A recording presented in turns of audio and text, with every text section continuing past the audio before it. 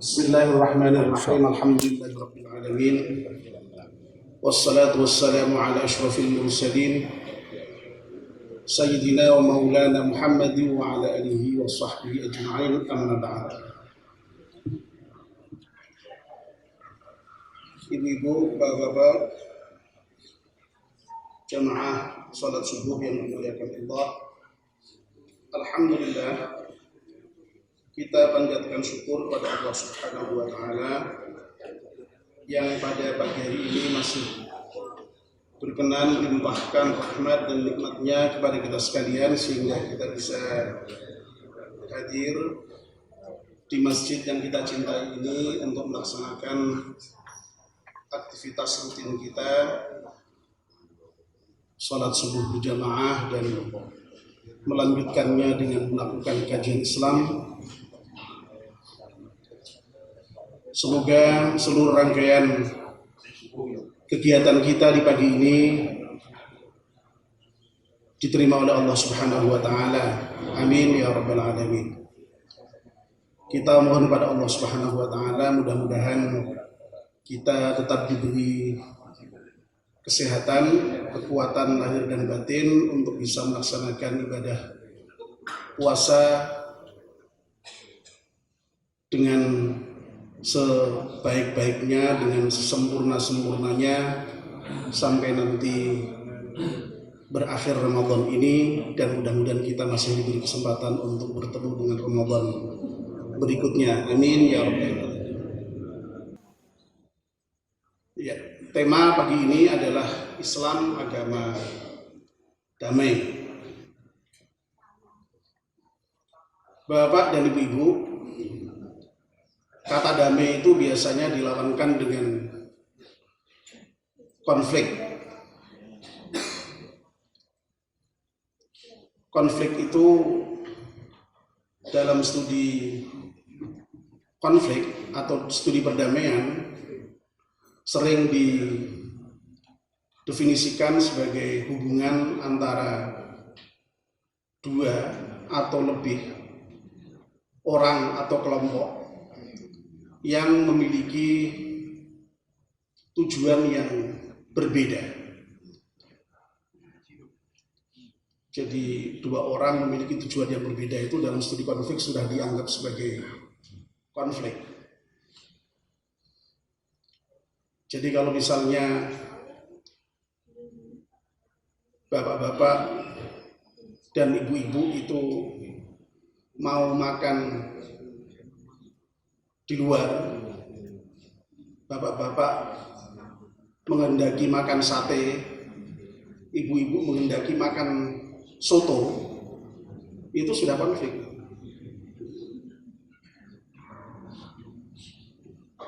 Jadi konflik itu sesungguhnya terjadi setiap hari di dalam kehidupan kita, dan itu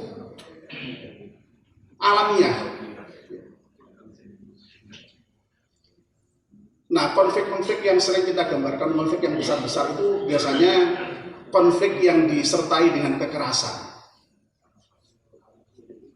Violent conflict. Nah, itu yang memang sebenarnya harus dicegah. Ya, kalau konfliknya itu sebenarnya biasa, tapi kalau yang disertai dengan kekerasan, nah itu yang harus dicegah. Kita teruskan tadi, misalnya contoh kasus tadi, kalau misalnya lalu bapak itu mengancam, tidak, pokoknya harus makan sate. Kalau nggak mau makan sate, nanti malam nggak. Nah, misalnya kalau sudah begitu, itu kekerasan.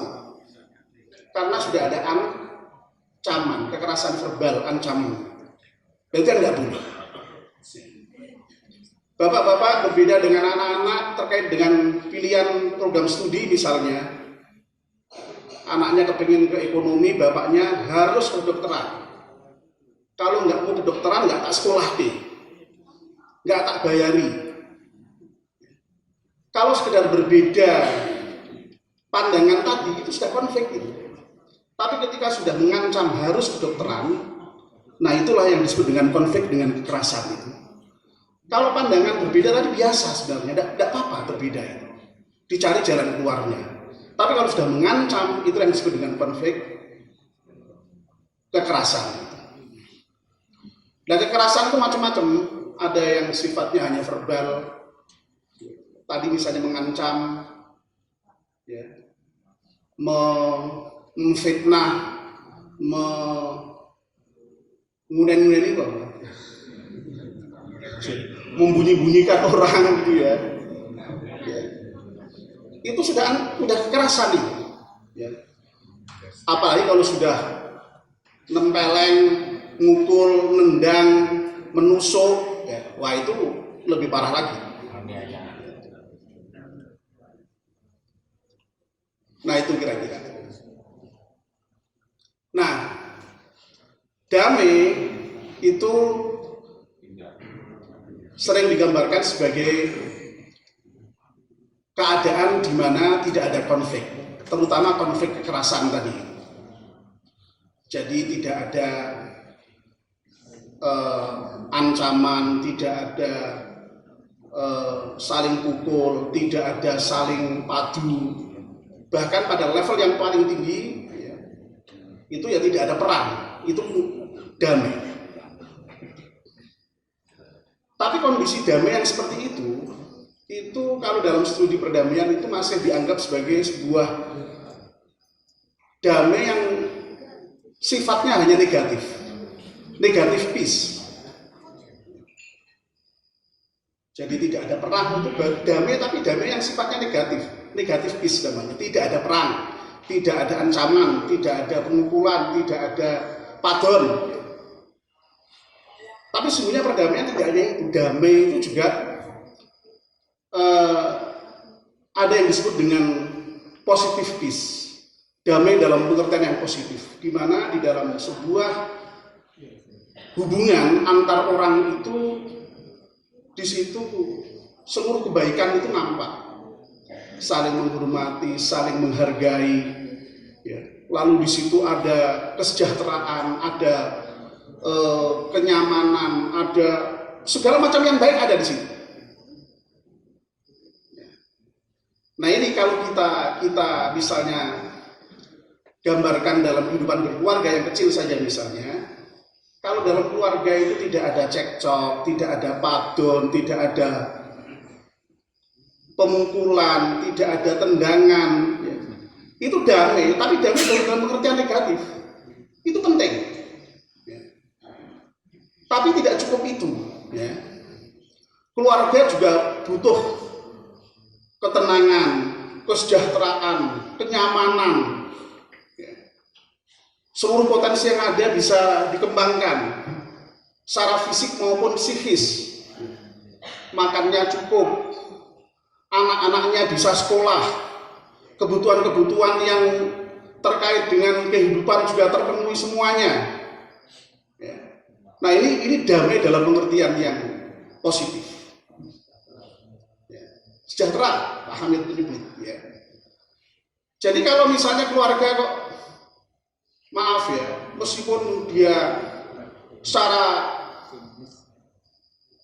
kehidupan terpenuhi, sejahtera, makan cukup, pelesiran bisa, segala macam bisa, anaknya sekolah semua, tapi bisa bendino padu terus, tidak damai.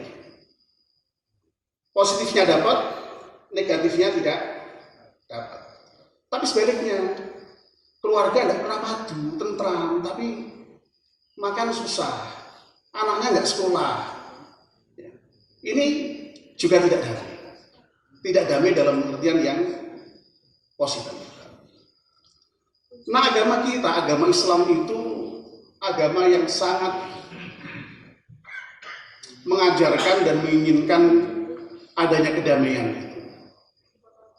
Nama Islam sendiri itu secara kebahasaan berarti keselamatan, kesejahteraan, kedamaian. Ini sudah menggambarkan semua unsur dari kedamaian, baik itu negatif maupun yang positif tadi. Islam tidak menginginkan adanya orang mengumpat orang lain, menyakiti orang lain, memfitnah orang lain. Bahkan ciri seseorang yang dianggap sebagai orang yang beriman itu adalah apabila orang lain itu merasa selamat dari gangguan tangan maupun lisannya. Luar biasa agama kita itu. Jadi mengukur Islam dan tidaknya seorang, iman dan tidaknya seorang itu, dia sering tidak itu menyakiti orang lain dengan ucapannya, menyakiti orang dengan tangannya. Nah, kalau tidak pernah orang lain merasa selamat semua dari omongannya, dari tangannya, persaksikan dia seorang yang beriman.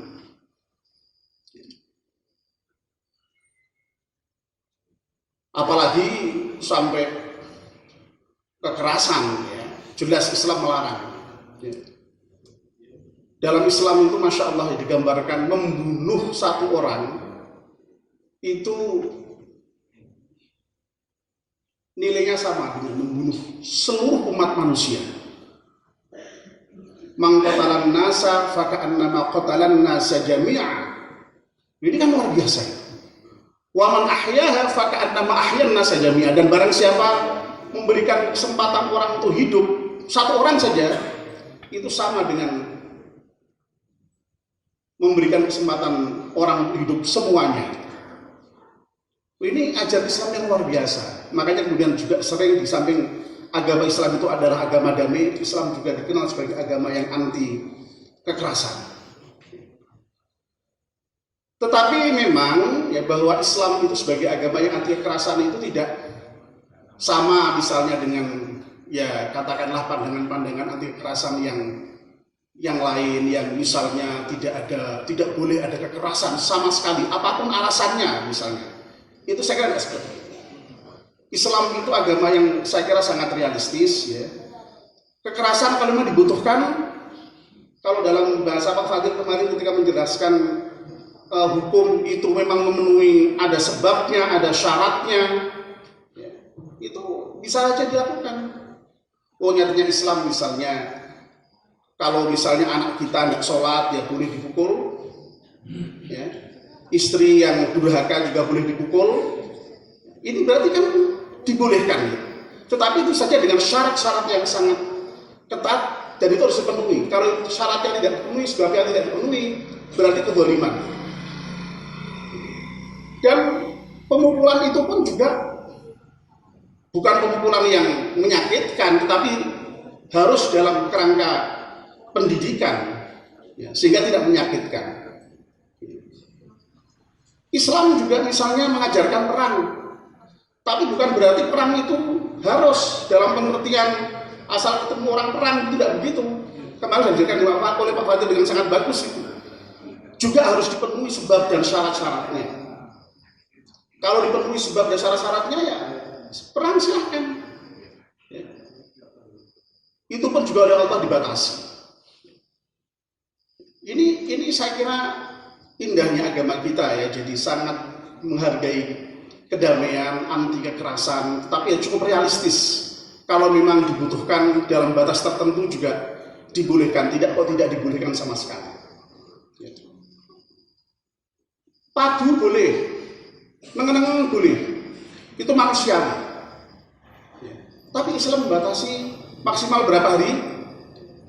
3 hari saja. Loh ini kan luar biasa, realistis. Jadi nek wis terus iki biasanya wis larang. Bahkan kalau antara suami istri sebenarnya tidak perlu 3 hari. Ya, semalam aja sudah cukup. Jadi dengan istri itu tidak boleh punya masalah lebih dari semalam. Karena ada mekanisme yang sangat bagus untuk menyelesaikan konflik antara suami istri. Saya kira Bapak dan Ibu tahu maksud saya. Ya. Semarah apapun suami istri kalau sudah itu, insya Allah selesai. Oleh karena itu insya Allah kalau suami istri punya mekanisme seperti itu tidak mungkin ada masalah sampai lebih dari semalam. Mau dipraktekkan silahkan. Saya sudah mempraktekkan sejak masih nikah pertama sampai dengan sekarang.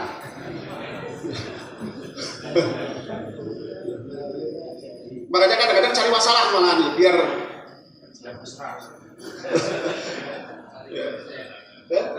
cari konflik ya. Nah repotnya memang kalau pas jauh lah itu repot ya. Ada masalah pas berjauhan lah itu repot nih. Intinya apa Bapak dan Ibu? Sekali lagi ajaran agama kita, agama Islam luar biasa, sangat mengajarkan kepada kita untuk hidup damai di keluarga, di masyarakat, sampai di kehidupan berbangsa bernegara, bahkan antar bangsa, antar negara. Dan tidak hanya mengajarkan damai, tapi kita juga, Islam mengajarkan kita untuk mendamaikan orang. Kalau ada orang konflik, Islam mengajarkan damaikan. Konflik antar dua orang, damaikan. Jangan malah bikin konflik. Antar dua kelompok, damaikan. Antar dua organisasi, damaikan. Itu yang diajarkan Islam. Dan mendamaikan dalam Islam itu Masya Allah. Dalam Al-Quran itu ada disebutkan ayat yang menyatakan tidak ada orang yang ucapannya dan kegiatannya lebih baik dari orang yang mendamaikan orang itu. Meskipun banyak ayat yang lain ada yang terbaik ya mengajak kepada jalan Allah, dakwah. Tapi ada yang menyatakan yang terbaik itu adalah mendamaikan orang. Nah Bapak dan Ibu, mudah-mudahan kita semua ini ya, terutama dengan puasa ini yang memang kita dicegah untuk berkata tidak baik aja dicegah, berbuat sedikit tidak baik ada dicegah. Ini mudah-mudahan bisa menciptakan kedamaian dalam diri kita, dalam keluarga kita, dalam lingkungan kita, ya, dalam masyarakat kita, sehingga dengan demikian kita bisa berkontribusi untuk menyebarkan Islam.